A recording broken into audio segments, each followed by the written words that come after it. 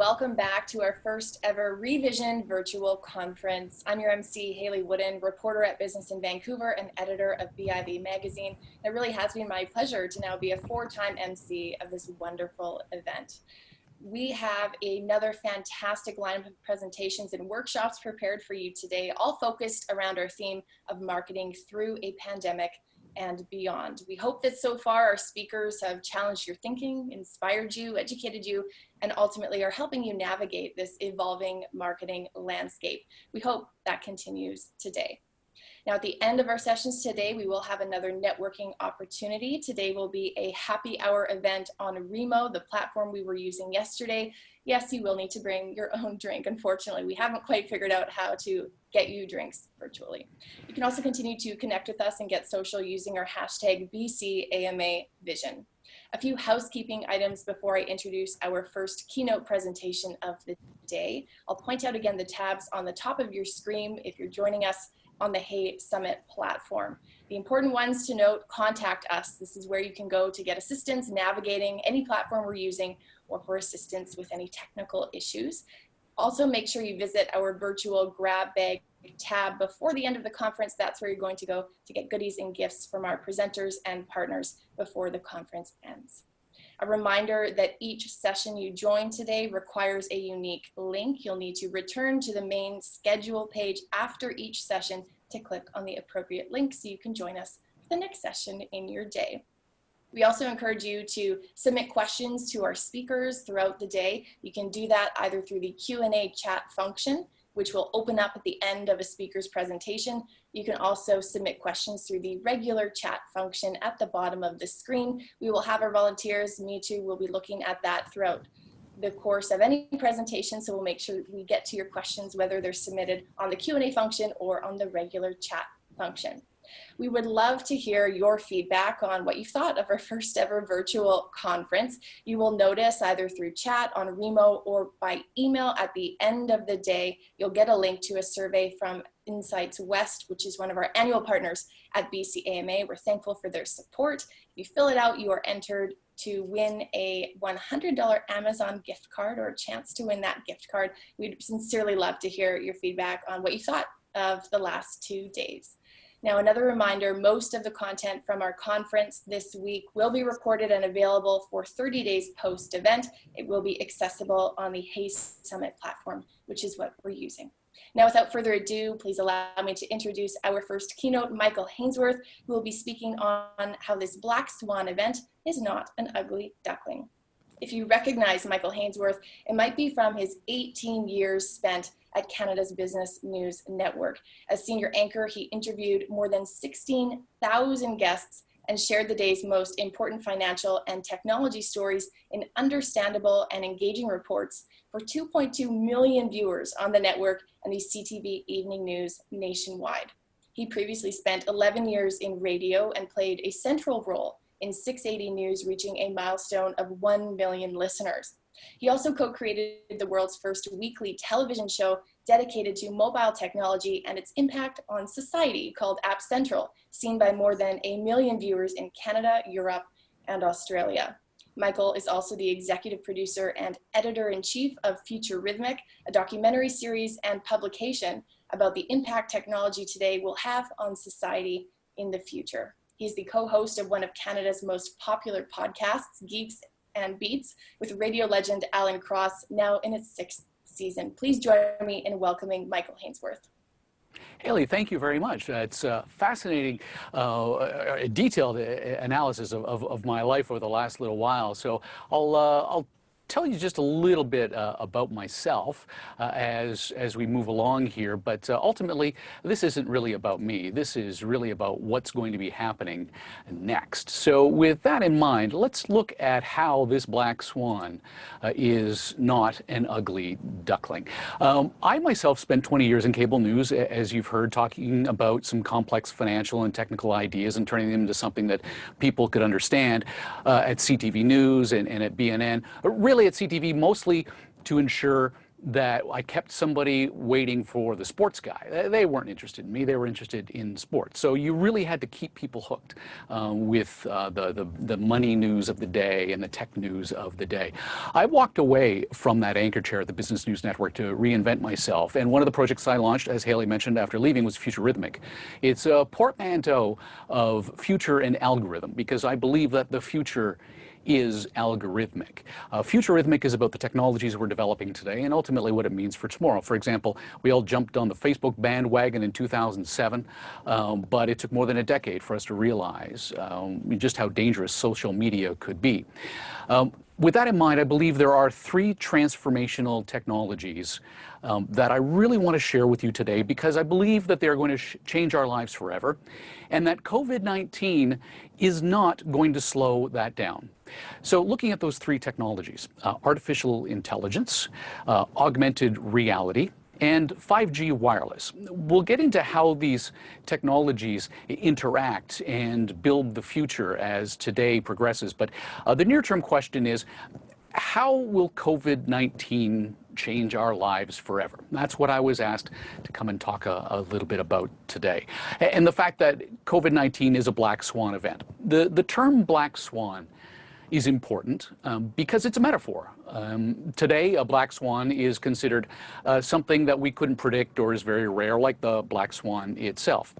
But the term literally goes back 1900 years to a Roman poet, of all things, and to a time when Roman poets didn't think black swans actually did exist. The metaphor is about fragility in the systems of thought, ultimately, at the end of the day, because we now know that black swans do, in fact, exist. And ultimately, we should be questioning what we know. So in other words, COVID-19 was largely unexpected. Some people didn't think that we would see it as a thing that it turned out to be. And its impact may not be what we think it is. It's helpful when looking to the future to look to the past, because while some things change, like attitudes and technologies evolve, by and large, people don't really change all that much. And that is a key component to what I want to talk about here today. So let's look at some Black Swan events of the past to help us understand the present and how COVID-19 is going to change the future. We can categorize these things into technological advances and societal advances. Some examples are what you're looking at right here. The Second World War. The 9/11 terrorist attack on the United States is another example of a Black Swan event that nobody could have predicted, although there is ample evidence to show that we could have seen it coming if we were willing to deal with it. But the public at large was not aware of it, nor was the public at large aware of the issues that created the tensions that ultimately led to the Second World War as we know it. But what does this have to do with COVID-19? The Second World War seems like a whole different kind of environment. But when you look at the Second World War, technologically, it gave us things like radar, microwave ovens, and of all things, duct tape. And duct tape started its life as a rubber adhesive against duck cloth created by an ordnance factory worker named Vesta Stout. And she developed it to keep those ammunition boxes sealed. And when Johnson & Johnson saw how successful it was and how the US president picked up the phone and said, "You see what this person's doing? We need to do this," J&J actually started to produce duct tape en masse. The funny thing is people think duct tape is D-U-C-K tape, but it's actually D-U-C-T tape. But it actually uses duck cloth, or the original one did, D-U-C-K cloth. So it's a little weird, but at the end of the day, not only are we making sure our HVAC systems work, but we're keeping our bullets dry as well. So we think about things like the Second World War. We think about other factors. Like Rosie the Riveter. She led to proof that women were just as capable of riveting a tank as a man, and that led to the second suffragette movement. 3 million women left the home to go work in factories over that period. About 17 million women were already working in factories. There just wasn't the global conversation, the national conversation, the dinner table conversation taking place until about that time.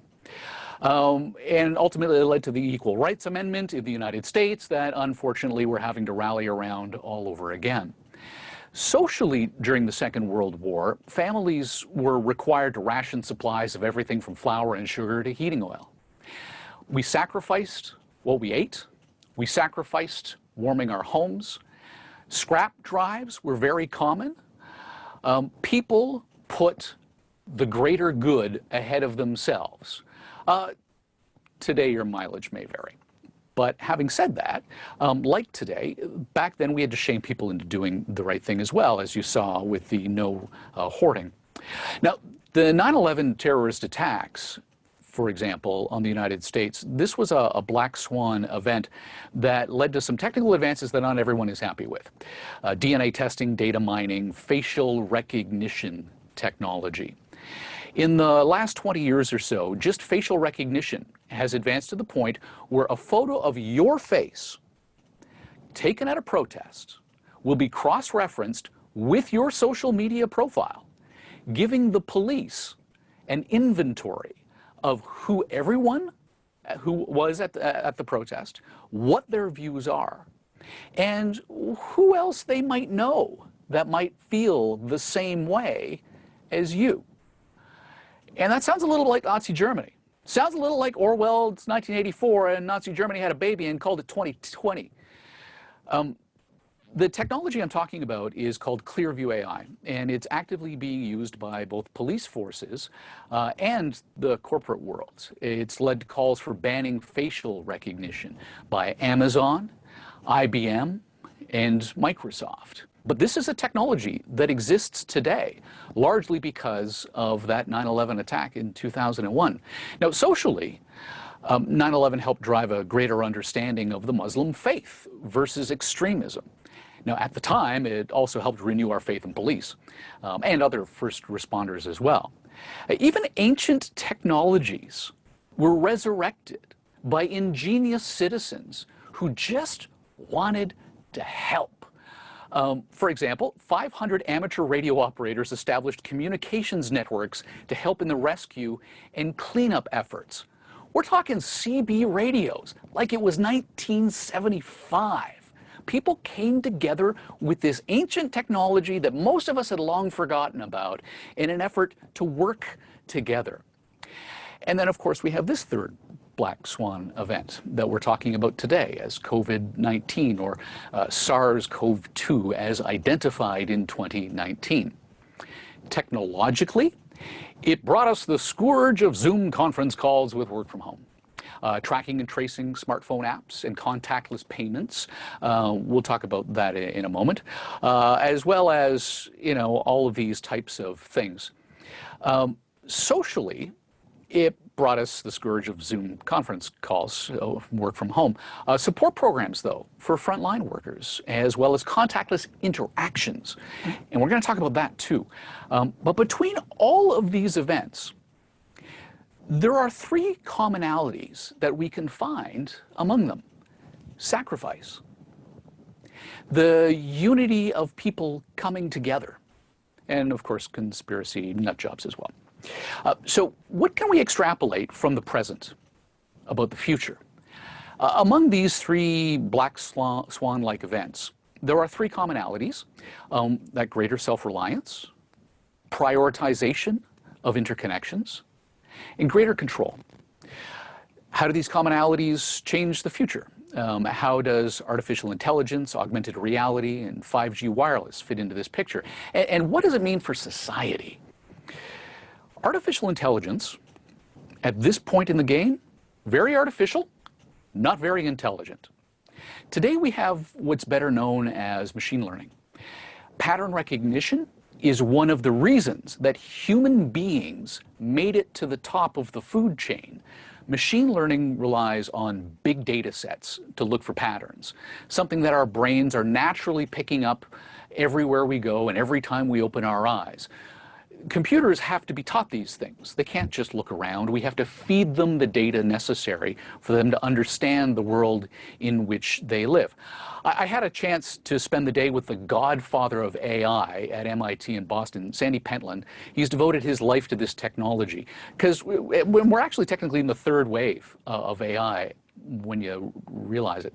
The first actually was the introduction of the transistor in the early computer age of the 1950s. We saw large-scale manufacturing and lowered costs. People were hooked on TV shows that promised a robot butler in their future. We're getting there. The development of the integrated circuit that could pack millions of transistors into a postage stamp-sized wafer led to artificial intelligence's second wave in the 1980s. Basically, when we figured out that we finally had the computing power to make it all possible. Problem is, we didn't have the computing power to make it all possible. But today, we do. And AI is in its third wave, thanks to new nanometer manufacturing techniques that are putting more circuits into the same space like the last time. The switch to the same graphics processing units, the GPU chips, that your kid's Xbox uses, because it provides greater parallel processing. It's kind of like a highway analogy. Most CPU chips, the big brains in your computer, they're super high speed, but they only have 4 lanes. GPU chips, like your graphics chip in an Xbox or your personal computer, they have 100 lanes. They just don't have the same speed limit. But the advantage is you've got 100 things coming at your computer at once instead of 4. And so you can deal with them all at once in a more effective way. The thing is that whenever I talk about artificial intelligence, there's always one question that inevitably comes up. So after spending the day with Pentland in Boston, I finally had the nerve to ask him the one thing that everyone wants an answer to. Do we have to worry about Skynet? Do we have to worry about the Terminator destroying humanity? The answer was yes, but not for another 200 years. Now, today, we're using AI for both good and evil. The revenue from artificial intelligence in North America is expected to climb from just shy of $10 billion over the last few years to about 5 times that amount by 2025. The tracking and tracing apps that we are developing today will give us the big data necessary to predict pandemics of tomorrow. We don't even need the personal data about you specifically to know if you're at a high risk. Simple changes in the anonymized usage patterns of your smartphone, when amalgamated with the usage patterns of everyone else in a given city or a province or a country, gives us enough data to predict health problems, crime, even unemployment. Artificial intelligence, when combined with social media, gives us insights into changing attitudes about politics, celebrities, and lifestyle fads, while Clearview AI clearly is using its technology for evil. That same tool can be leveraged for good, for important things, like knowing where the community needs healing the most, so resources can be deployed effectively, or automatically move necessary relief supplies to an area that's about to be hit by a hurricane. Or, oh, skinny jeans, are they on the way out or not? Maybe that ad campaign needs to be reversed. We are in the early days of applied artificial intelligence. Enhanced algorithms that find patterns in a sea of numbers that otherwise we'd miss. The companies deploying AI in the workplace are doing so largely at the human resources level right now. The marketing industry has been using AI systems for a few years as well. And when asked what they're using AI for, 51% of respondents said analysis of data. 27% for on-site personalization. And surprisingly, at just 1 in 5 respondents, we're not really using AI as much for image recognition at a time when we are, in fact, developing the ability to determine a customer's mood by the expression on their face and feed them what the AI believes would make them feel better. like a store clerk who can help them decipher that label they're trying to read, an advertisement, or nothing at all. The next big advance in AI will be in areas where we're really not using the technology today to the degree we could, such as content creation and creative design work. As with most advances, we can look to Asia for insight into this direction. A marketing agency in Asia Pacific is almost 3 times more likely to be using AI for copywriting and graphic design than here, and almost twice as likely to use it for creative design work. These are opportunities within the industry. Let's talk about augmented reality. In episode 1 of Futuristic, we learned from AR researcher and author Galit Ariel that within 2 years, almost all of us will be using augmented reality. That was a year ago. We are well on our way, and you are going to be using augmented reality every day, whether you realize it or not. The most familiar use for augmented reality today is, of all things, Pokemon Go. And that's 4 years old. Came out in 2016. You point your phone at the park, a little Pokemon would appear. At the time, the technology had limitations. A Pokemon would walk behind a tree, but it would actually be in front of the tree, or in this case, walk behind a person, but technically be in front of them. That's called occlusion.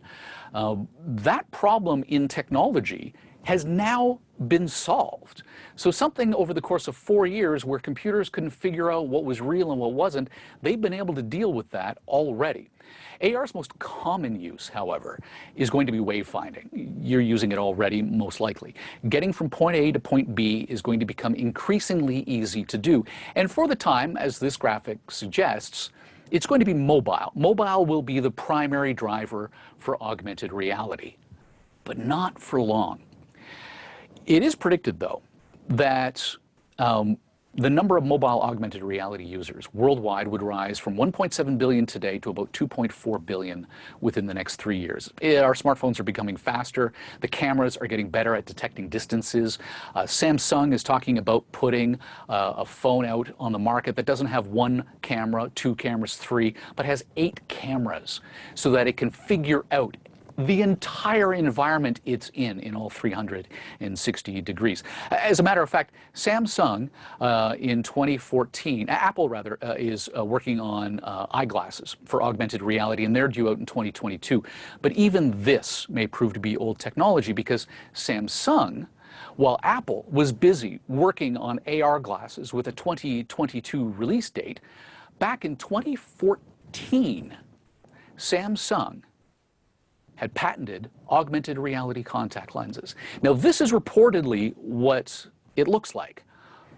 I don't feel too comfortable putting that in my eye at this point. That looks really, really scratchy. But this is a device that's meant to be worn on the body. And because of that, there are health implications that would require this device to go through a series of clinical trials.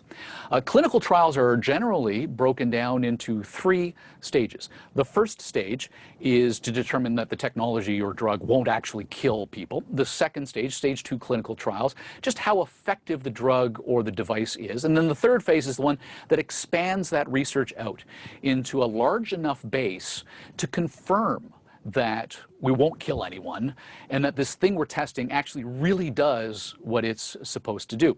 Now, there is actually a 4th phase, but that's often referred to as post-marketing surveillance trials. That's after the invention has been given the green light.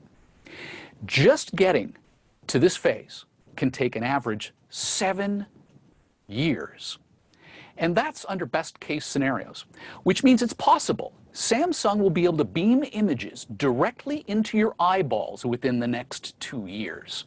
At about the same time, Apple releases its glasses, which will be hooked up to the phone. Which brings us to the next big issue. While these 2 technologies are vastly different in their approaches, they both rely on the third technology I want to share with you that will help prevent future pandemics. It will be the foundational technology that makes both artificial intelligence and augmented reality possible. And that's 5G wireless. A point of disclosure, by the way, Futurithmic is made possible by Nokia, one of the biggest players in 5G today. I would not have developed a relationship with them if I didn't trust them and feel that this was a technology that was going to be transformational. To help you understand how big a deal this is going to be, we're going to look at speed, latency, and power. A typical high-definition movie will take, on the speed side, about 4.5 minutes to download. But under 5G, under the right conditions, it won't take you 4.5 minutes to download that high-definition movie to your phone. It'll take 1.2 seconds. And the latency, the time it takes a piece of your Instagram photo to go out to Instagram and bounce back, that point right there will go from 100 milliseconds today to 1 millisecond. So what do these two technologies enable? Well, among other things, the self-driving car. Level 5 autonomous vehicles won't be with us for another 10 years or so. That's the kind that doesn't have a steering wheel whatsoever, just like Johnny Cab from Total Recall. But level 4 vehicles will still have steering wheels, even if the vehicles themselves are largely capable of getting from point A to point B by themselves. Unfortunately, they're not going to be able to make it all the way from point A to point B by themselves. A driver will be required to take control of the vehicle from time to time. But here's the crazy thing. At level 4 autonomy, you won't be the one taking the wheel of the vehicle when it can't figure out the roundabout or the intersection or what to do. Much like in the US military, as it flies drones over the Middle East from bunkers in middle America, Level 4 and Level 5 autonomous vehicles will figure out how to navigate through an intersection because a remote driver will immediately be connected over 5G. And because the speeds are fast, they'll be driving in high-definition stereoscopic vision. And because the latency is so low, the driver's video will be as real-time as if they were behind the actual wheel. Intel told me that they figure the average self-driving car will consume 6 terabytes of bandwidth every single day. And you can't do that under 4G. 5G is low power as well, which means we'll be attaching hundreds and thousands of sensors to one single tower that in the past could only talk to hundreds of devices under 4G. No longer will the tower get jammed when there's a crisis and everybody's picking up the phone and calling.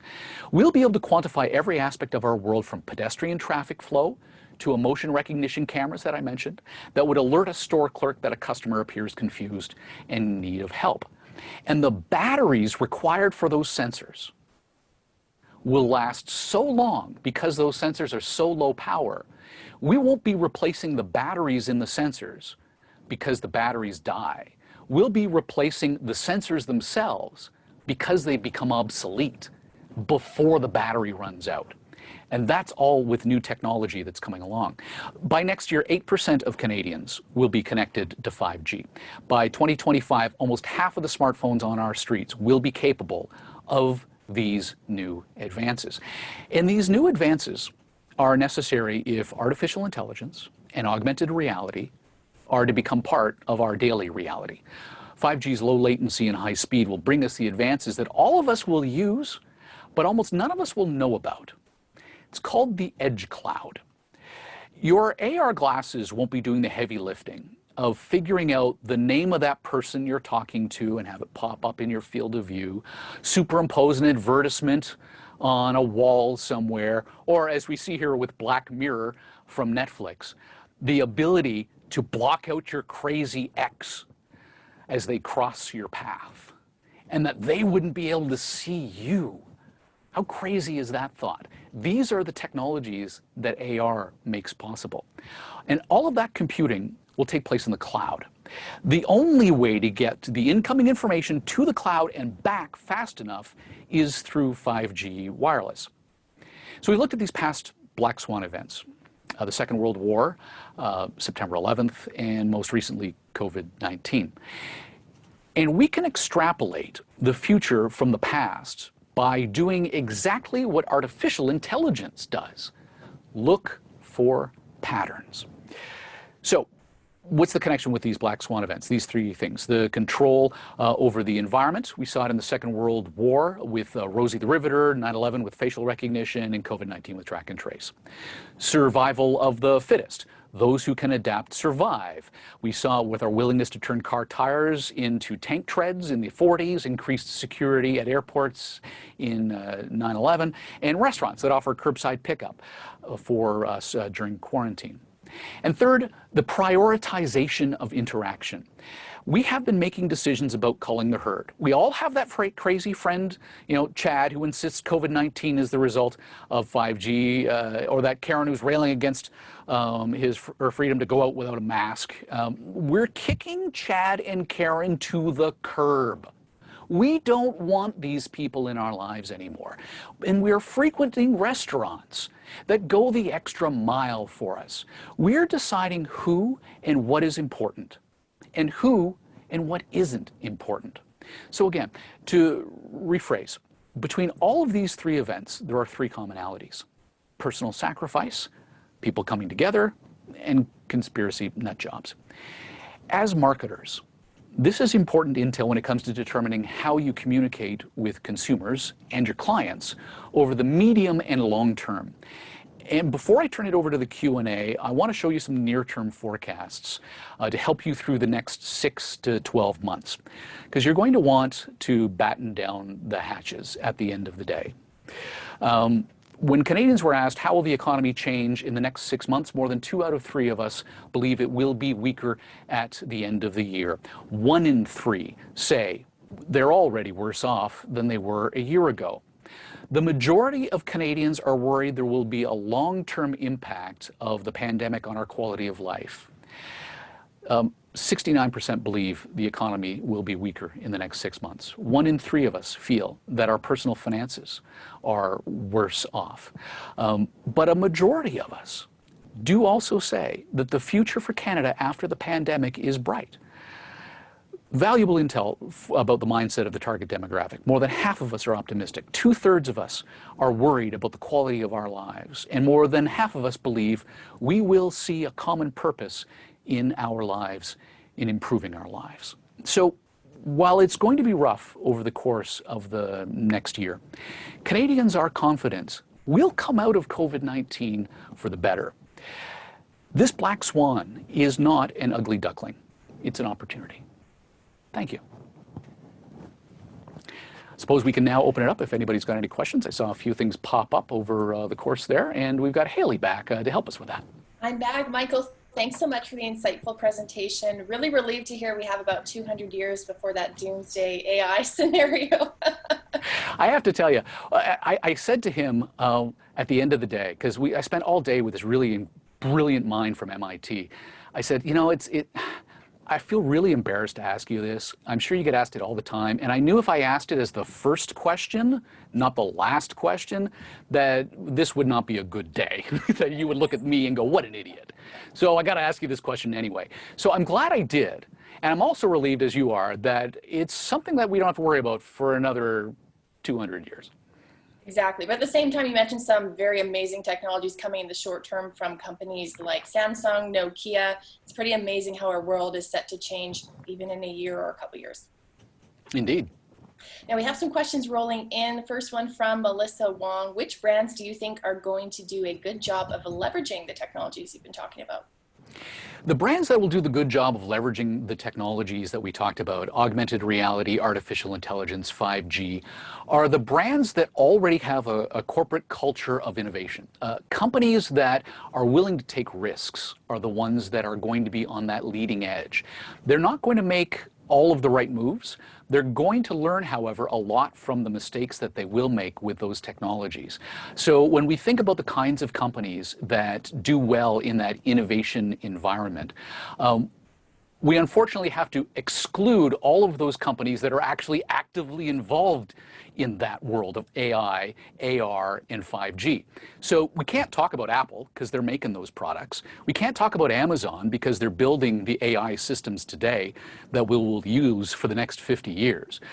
We have to talk about consumer-oriented brands that recognize that the public gives people something in return for taking a chance. And I think those are the kinds of companies that will leverage these technologies first, show themselves as thought leaders and first movers, and basically build the playbook for everybody else. We have a question from Allison. She has a quote from your presentation: "We are deciding who and what is important and who and what isn't." She asks, who is the we? We as individuals, we as a collective, we'll take those as two separate entities. The individual is looking at their Facebook feed, their Twitter feed, and all of this kind of stuff, and they're recognizing who is and who isn't contributing. There was a great quote from Mr. Rogers that he shared of his mother during the September 11th attack aftermath. And it was to talk to the children and say, if you're scared, remember this. Look for the helpers. There are always helpers. And there are always helpers in this particular case. And we will find those people. Those people will make that possible. What was the second half of that question? And then there's the group. So we as individuals are making these decisions, but as the group, that all coalesces into a general sentiment.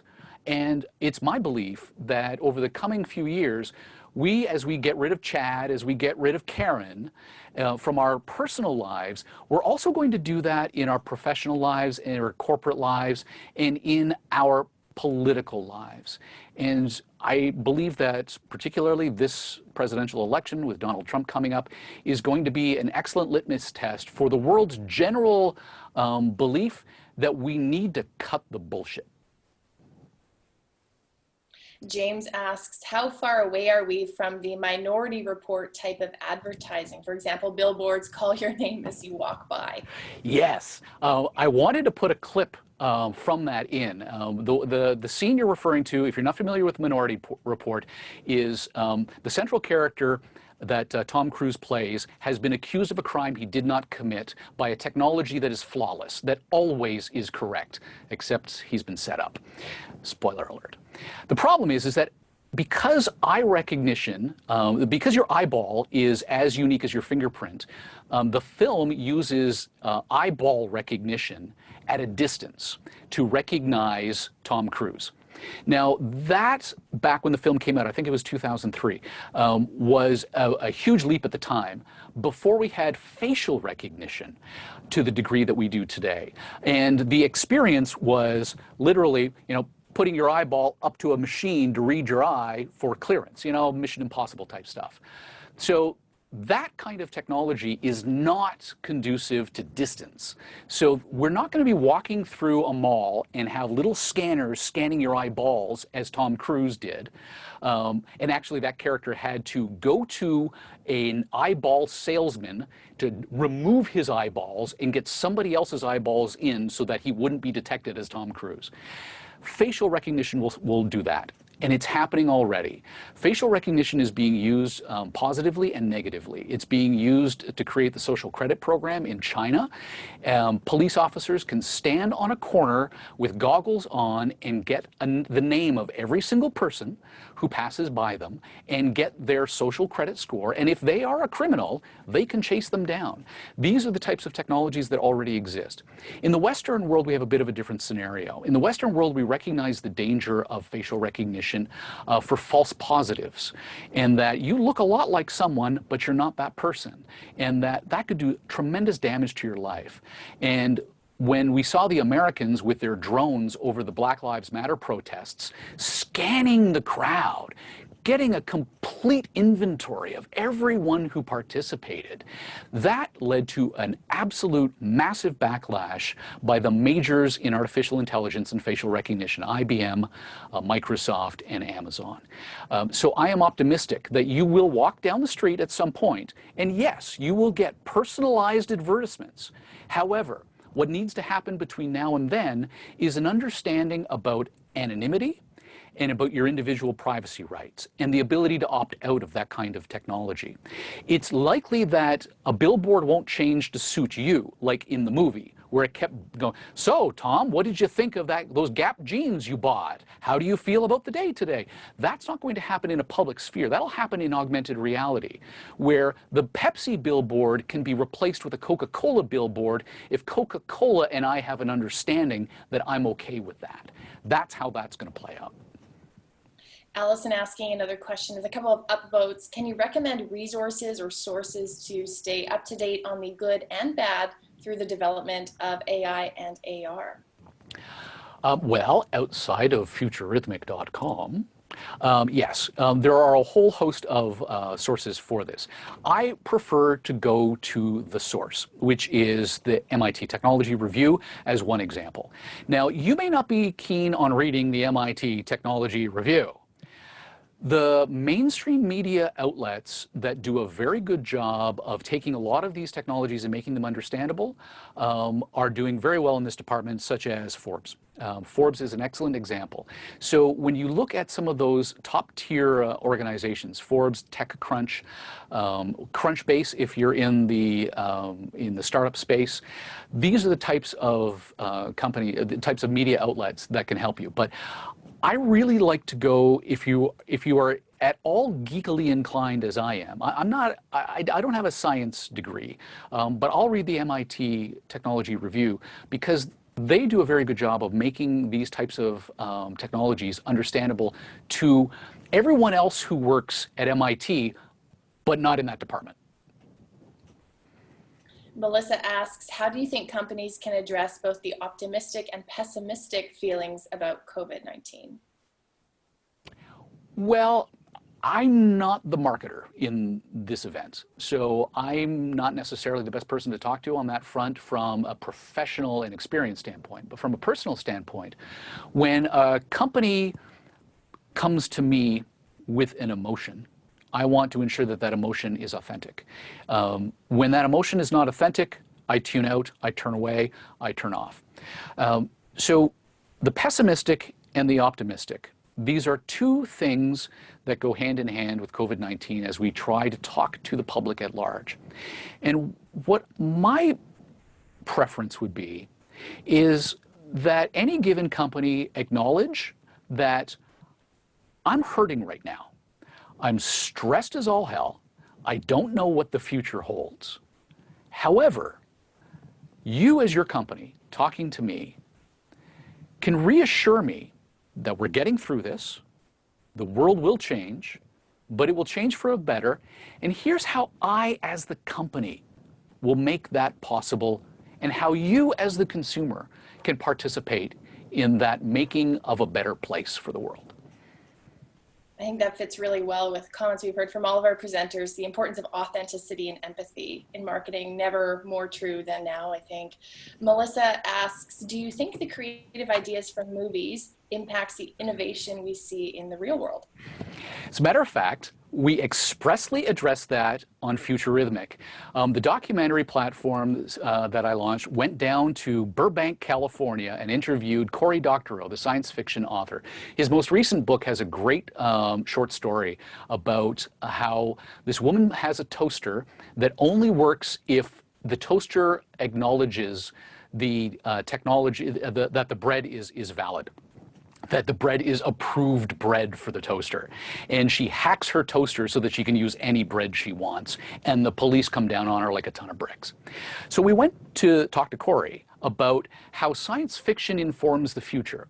Now, this author, he's prickly, he's brilliant, and he's insanely busy. And usually in these types of productions, documentaries, you do what's called a pre-interview, sometimes more than one, because you never want to land at the location for the interview without really having a firm understanding of what this person is going to say before you start asking questions. So pre-interviews are very common. I never got a chance to pre-interview Cory Doctorow. So when I went down to Burbank, California, question number one, how does science fiction inform the future? What does science fiction tell us about what the future holds? And his answer was, it doesn't. Which was really awkward to have a crew of 6 people with $200,000 worth of broadcast gear show up at this guy with this guy. We actually went to an aerospace props company for the interview that provides all of those NASA type props for movies. And his response to my well, what do you mean science fiction doesn't inform the future? He says science fiction, so to extend beyond books into films, they don't tell us what the future holds. They warn us about the future possible. And that science fiction's role is to raise that red flag and tell us there are things we need to be discussing about this, that, or whatever technology we happen to be talking about. And so while we can look at films like Minority Report with autonomous vehicles, as well as the eyeball recognition system, those types of things, we can say, yeah, those films are telling us what we are going to see. But the moment Tom Cruise's eyeball got scanned, that was the moment we as a people started talking about the privacy implications of that and the individual rights. So while science fiction, movies, film, TV, they don't predict the future, they do give us warnings about what the future could look like if we don't follow a different path. Lux Insights asks a bit of a longer question. The majority of BC organizations are small businesses with less than 50 employees. What actions would you encourage marketers at small businesses to take to leverage these technologies when they become readily available? And if not actions, what questions should be considered? Right. So you run a company, you don't have your own IT department. I run a company, a production company. I don't have my own IT department. But you do have a need. And there are other organizations that are out there whose sole responsibility is to fulfill that need. So if you are an SMB within a certain demographic or range and you don't feel that you have the ability to hire an artificial intelligence expert or bring in a telecommunications pro who can teach you how to leverage 5G and hire that person, turn to experts outside the industry. However, if you do have the ability to bring expertise in-house, one of the most important facts that has been presented to me by those in the artificial intelligence space, the one thing that has repeatedly come up to me is companies' big mistake when they look to leverage AI is they hire an IT guy. They don't hire an AI guy. They hire an information technology person, not an artificial intelligence person. And those are two very different skill sets. So if you do have an IT department already, bring in that AI person to work with your IT people, as opposed to walking into the IT manager's office and say, hey, guess what? You now have an additional responsibility. That outside help will play a very big role in helping you get to that next level. And then, once your company hits a certain point, you have the ability to do a lot of this in-house. But don't hire from within. The expertise required for augmented reality and artificial intelligence specifically doesn't exist yet within an existing expertise or domain like IT. These are new avenues. These are new areas that you go to school for just to study these things. So my recommendation to you is that if you're a small company, bring in outside help. If you're large enough to recognize the value of AI or any, specifically, make sure that you bring these people from outside in as opposed to hiring from within, because you most likely don't have the skill set necessary. An interesting and slightly more personal question from Allison. Do you limit the data mining permissions on your personal devices based on what you understand about AI and AR, or are you generally willing to have your personal data shared? Yeah, you're not going to like the answer to this question. Sorry, everyone else in my line of work will not like the answer to this question. I let them have it all. I just let it have it all. First of all, personally, I believe privacy is dead. Facebook proved that a long time ago. We have to push back on where we stand at this point. The Pandora's box is opened. It's difficult to put everything back in that box except for hope. And hope is the only thing left in Pandora's box. So what we have to hope is that we as a group can recognize what we've already given up and prevent further erosions. So there's a conversation going on right now, for example, with track and trace for COVID-19 on smartphones. Some provinces are bringing in apps that require you to use them and all of this kind of stuff. Okay, that's fine. But prove to me that my data is anonymized. It's very easy to anonymize data. It's very difficult to anonymize data well. And the problem that we have is that we're not doing a very good job of it. For example, Sandy Pentland at MIT took the big data of a credit card company, which had they themselves stripped off the names of the individuals. And using all of the big data of this undisclosed credit card company, MIT was able to reverse engineer the data to rematch names with credit card numbers. Mind-boggling. And that's all because the industry didn't anonymize, didn't scrub its data correctly. And Sandy Pentland stepped back and said, okay, here are the rules for proper anonymization of data. So when it comes to new advances and new technologies, it behooves us to recognize that we've already let a lot of these horses out of the barn already, but we still have to be vigilant on that topic. So personally, yeah, I give it all up. Whenever my Mac says, would you like to give up your personal information about how you use your computer so that the app developers can do a better job of developing their apps? Yes, I trust Apple. When Google says the same thing, no, I don't trust Google.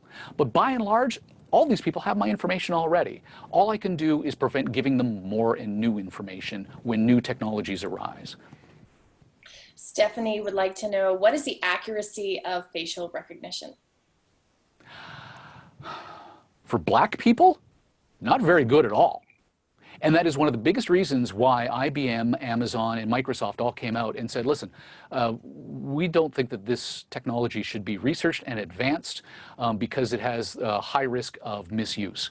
The best example of that misuse of facial recognition technology goes back more than 100 years, where one black man was arrested for the crime of another black man who looked very similar to him. And you know, you punch it up on the Intertron, you put those photos side by side, and they do look very similar, but they're not the same person.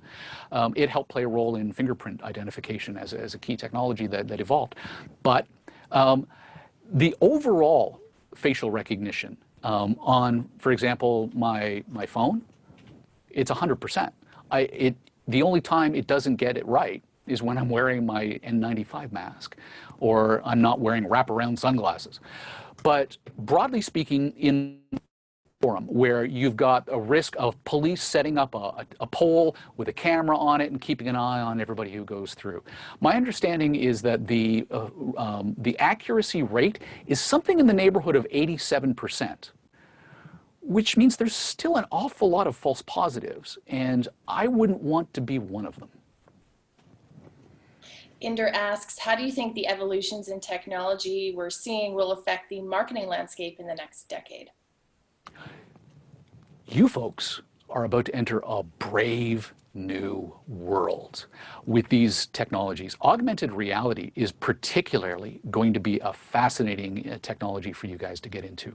And the reason why I say that is not just because it gives you the ability to replace a Pepsi billboard with a Coca-Cola billboard, but it gives you the ability to augment the lives of consumers in a way that's positive for them. So if you can figure out that your interaction with a consumer is a net positive for them, they are more inclined to buy your product, use your service, or what have you. So perfect example of this is I go to a butcher shop every week to get my meat. And the guy behind the counter knows my name, knows my wife's name, knows my kid's name, knows everything about me because we chat. I am not as good a human being as he is. I can't for the life of me remember the guy's name. But if I was wearing glasses or contact lenses that popped up his name in front of me, I'd feel pretty good about the technology that made that possible. So how do you as marketers find ways to leverage that technology? You do so by giving people something that makes their lives better, makes their lives easier, makes their lives more entertaining. You know, Niantic with Pokemon Go, when that goes full AR, that's going to be absolutely amazing. And there'll be opportunities within that for marketers within somebody else's AR product. I think that's a perfect on-brand question to leave off on. Unfortunately, we're out of time, but Michael, thank you again so much for joining us live and offering your insights on the topics of technologies, AI, and this Black Swan event we're all pulling through. And thank you very much for your interest. Now, for everybody else, it's time to head back to the main page on this platform to sign up and log in for our next presentation, which will be a fireside chat with John Cutsier. We'll see you over there.